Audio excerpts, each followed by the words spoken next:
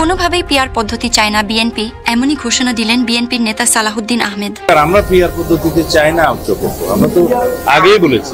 বিস্তারিত সংবাদ। বিএনপির স্থায়ী কমিটির সদস্য সালাহুদ্দিন আহমেদ বলেছেন, কোনোভাবেই পিআর পদ্ধতি চায় না বিএনপি, দীক্ষবিশিষ্ট পার্লামেন্ট নিয়ে দলগুলোর ঐকমত্য হয়নি। মঙ্গলবার রাজধানীর ফরেন সার্ভিস একাডেমিতে জাতীয় ঐকমত্য কমিশনের সঙ্গে আলোচনা শেষে একথা জানান তিনি। সংবাদ সম্মেলনে সালাহুদ্দিন আহমেদ বলেন, আজ ঐকমত্য কমিশনে 3টি বিষয় ছিল, তার মধ্যে 2টি নিয়ে আলোচনা হয়েছে। প্রথম হচ্ছে দীক্ষবিশিষ্ট পার্লামেন্টের উচ্চক্ষ নিয়ে আলোচনা হয়েছে। দীক্ষবিশিষ্ট পার্লামেন্ট নিয়ে অধিকাংশ দল একমত থাকলেও এর গঠন ও কিভাবে ভূমিকা রাখবে সেটি নিয়ে বিতর্ক হয়েছে বলে জানান সালাহুদ্দিন আহমেদ। এ বিষয়ে বিএনপির বক্তব্য প্রসঙ্গে তিনি বলেন, আমরা আমাদের আগের জায়গায় রয়েছি।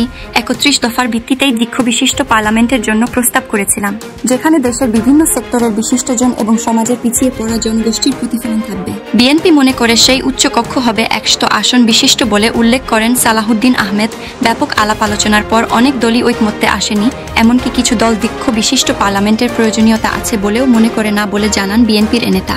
বিএনপি পিআর পদ্ধতি চায় কি না এমন প্রশ্নে দলটির স্থায়ী কমিটির সদস্য বলেন, আগেই বলেছি আমরা পিআর পদ্ধতি চাই না।